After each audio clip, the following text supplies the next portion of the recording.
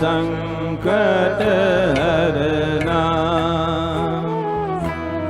शंकर संकट हरना, शिव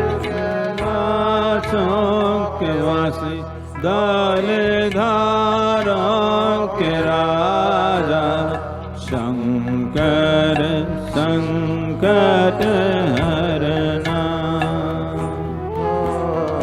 शंकर संकट हरना.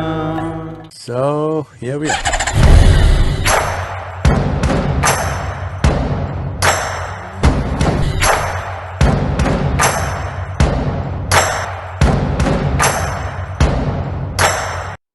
नमस्कार सद्गुरु।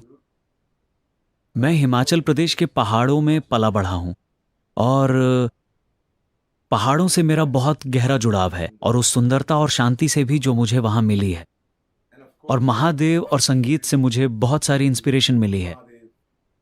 अगर आप हमें महादेव, पहाड़ और संगीत, इन तीनों के संबंध के बारे में और हमारे जीवन में इनके महत्व के बारे में कुछ समझाएं तो बहुत अच्छा होगा। नमस्कार मोहित। आपके शब्द किसी 3M कंपनी जैसे सुनाई दे रहे हैं। महादेव, माउंटेन और म्यूजिक। देखिए, महादेव का मतलब है, आप बात कर रहे हैं शिव की। वे सबसे महान गणितज्ञ थे और सबसे महान संगीतकारों में से एक भी।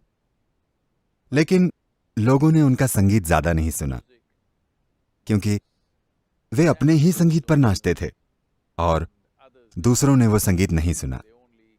वे बस उनका नृत्य देखकर ही मोहित हो गए और उन्हें यह नहीं पता चला कि वे किस ताल पर नाच रहे हैं।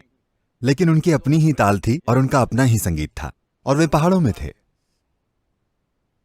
तो आप पहाड़ी हैं, तो स्वाभाविक रूप से पहाड़ों में एक खास चीज होती है। जब आप पहाड़ों में चलते हैं और जब आप पहाड़ों में होते हैं तो आपको चलना ही पड़ता है। कुछ ही समय से सड़कें बनने लगी हैं, वरना लोग बस चलते थे। पहाड़ी लोग हमेशा पैदल चलते थे।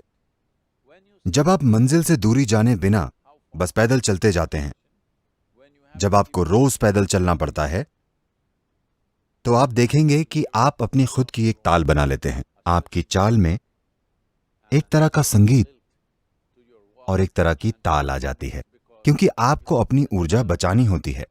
आप शहर वालों की तरह नहीं चल सकते। आप एक खास तरीके से चलते हैं ताकि कम से कम ऊर्जा खर्च हो और आप ज्यादा से ज्यादा चल पाएं। यह अपने आप में एक तरह का संगीत और नृत्य बन जाता है। और स्वाभाविक रूप से ही पहाड़ी लोग हमेशा इस तरह का संगीत बनाते आए हैं, जो अपने आप में अनूठा होता है। उसकी रेंज सीमित होती है। अगर आप भारतीय शास्त्रीय संगीत से तुलना करें तो उसकी रेंज छोटी होती है, लेकिन उसमें एक तरह की चाल और ताल होती है जो अनोखी है। बस इसलिए क्योंकि पैदल चलना और पहाड़ी जीवन के कारण उन्हें ताल ढूंढनी पड़ती है, नहीं तो उस जमीन पर जीवन जीना मुश्किल है। क्योंकि ऊर्जा की बचत करना पहाड़ी जीवन का एक अहम हिस्सा है। और आपके संगीत से तो लोग खूब प्रेम करते हैं, तो इसे बनाते रहिए। और यह बहुत जरूरी है कि आप पहाड़ी संगीत को और ज्यादा मैदानों में लेकर आएं, क्योंकि जो लोग मैदानों में रहते हैं, मैदानों में एक तरह की सुविधा होती है। आप किसी भी तरह चल सकते हैं, आपको अपनी ऊर्जा की बचत नहीं करनी पड़ती। लेकिन यह जरूरी है कि लोगों को अपनी ऊर्जा की बचत करते हुए ज्यादा से ज्यादा दूरी तय करना आए, क्योंकि ये अपने आप में एक नृत्य है। नृत्य और संगीत अलग अलग नहीं है। नृत्य तो बस संगीत का एक गतिशील रूप है। शंकर